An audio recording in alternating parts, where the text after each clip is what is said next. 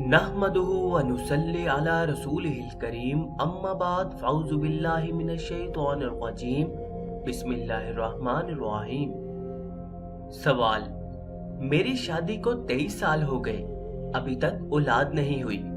आपसे दरख्वास्त है कोई वजीफा बता दें। हर इंसान में अल्लाह ताला ने फितरी तौर पर औलाद की मोहब्बत रखी है।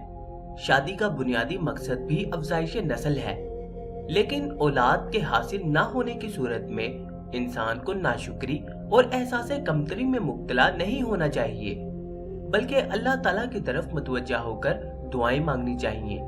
इलाज और मुआवजा जारी रखते हुए नेक अमाल और खसूसी तौर पर ये जो आपको 4 बातें बताएंगे, अगर कर लेते हैं तो इंशाअल्लाह ताला दुनिया की कोई चीज आपको बे औलाद नहीं रख सकती।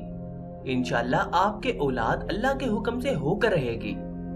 आपने पहला काम ये करना है कि सूरे अंबिया का आपने विर्द करना है। हर नमाज के बाद 7 मर्तबा ये आयत रब्बी ला तजरनी फर्दन व अंता खैरुल वारिसीन पढ़नी है। दूसरी बात ये करनी है कि बाकसरत इस्तगफार पढ़ते रहना है। कम से कम 100 बार सुबह और 100 बार शाम को पढ़ने का एहतमाम करें। सूरे नूह, हजरत नूह अलैहिस्सलाम ने अपनी कौम को मुतज्जिल आयत में इस्तगफार की तरकीब और उसके फवाइद बयान किए हैं, जिसका तर्जुमा है, चुनाचे मैंने कहा कि अपने परवरदिगार से मगफिरत मांगो, यकीन जानो वो बहुत बख्शने वाला है। वो तुम पर आसमान से खूब बारिशें बरसाएगा और तुम्हारे माल और औलाद में तरक्की देगा, तुम्हारे लिए बागात पैदा करेगा, तुम्हारी खातिर नहरें मुहैया कर देगा। तीसरा काम जो आपने करना है वो सलातुल हाजत पढ़ने का एहतमाम है।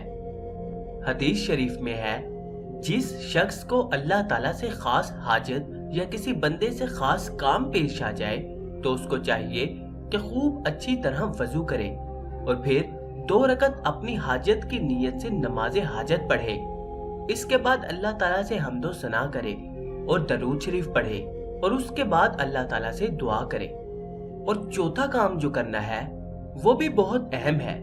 इंसान को चाहिए कि जिंदगी में इसको मामूल बना ले तो किसी किस्म की कोई परेशानी मुसीबत नहीं आएगी।